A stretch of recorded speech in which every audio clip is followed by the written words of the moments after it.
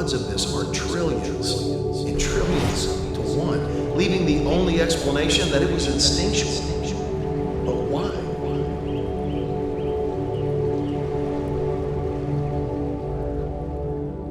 One of my favorite TV shows to watch with my family is the reality competition show Survivor. On the show, a group of strangers are dropped off on an island where they've got to work together to create shelter, make fire, find food, and survive the elements, all while competing with each other in challenges to try to make it to the end and win the prize of $1 million. During one season of the show, the host was walking through the jungle on the isolated island where the game was being played. And he was telling this story about the indigenous people who had lived on the island long ago, and how after the tribe of people would go to war with their adversaries from other nearby islands, they would come back and offer blood sacrifices so that they'd be forgiven for their sins in battle, for the purpose of restoring their relationship with God. And now, after thinking about this for quite a while, here was my question. And who told them to do this? This was an indigenous and isolated tribe of people living on a tropical island in the middle of the South Pacific. Where did this belief system come from? Man, offering a blood sacrifice for the forgiveness of sins to restore one's relationship with God can actually be traced back to the very beginning of almost every human civilization. Anthropologists have found evidence of this behavior spanning the globe, from China, Japan, India, Europe, Africa, Greece, Egypt, the Middle East, North America, South America, the Arctic, the Hawaiian Islands, and yes, remote island chains in the South Pacific. According to Britannica, sacrifice and prayer have always been the fundamental acts of worship. And now, before we go any further, let me just hit pause for a minute. Because the idea of sacrifice can be hard to swallow, at least for me. I mean, to the extent that if I ran into someone killing an animal in the midst of some ritual sacrifice, I'll probably call the police. I mean, how could anyone have ever thought this up? Or back to our discussion, how could every human civilization around the world think this up, independent of each other? Again, the odds of this are trillions and trillions to one, leaving the only explanation that it was instinctual. But why? And to that question, I have no answer. But then again, I've got a lot of these questions that can't be answered, like, man, why are some animals made to kill and eat other animals? Why can't all animals just eat plants and get along, right?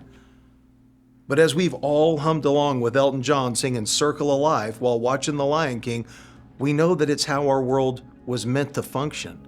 And none of us can argue with that, whether we like it, understand it, or not.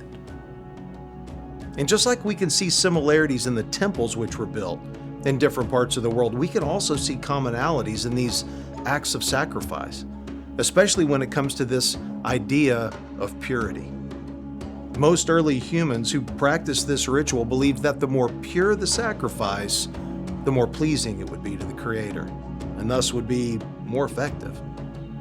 Because of this, it was very common for people to bring their very best livestock as a sacrifice, signifying that they were giving God their best.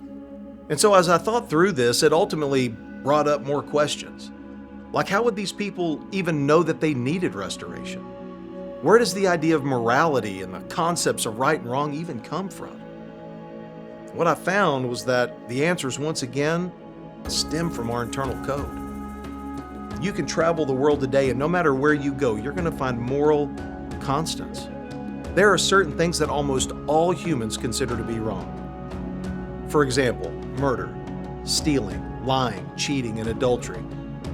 And this moral code is not just something that's been passed down or learned, but something that stems from within us, which is now believed to be evident even before we learn to talk. According to Psychology Today, there is a large body of research demonstrating and delineating the complex moral instincts of young children, including babies far too young for these to have been socialized into them. Babies exhibit empathy, fairness, justice, and the ability to judge goodness and badness of human behavior. And so if people have always had the instincts to know when they had done something wrong, then they have also always known when they needed to seek forgiveness and restoration with the one who created the very laws of morality in which they had broken.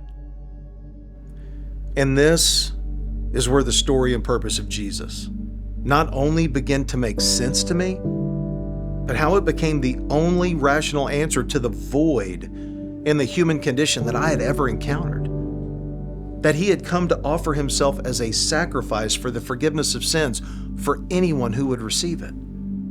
And how this final and perfect sacrifice would break this endless cycle of offering blood sacrifices which had existed since the very beginning. And it did exactly that. Just look at the timeline of history.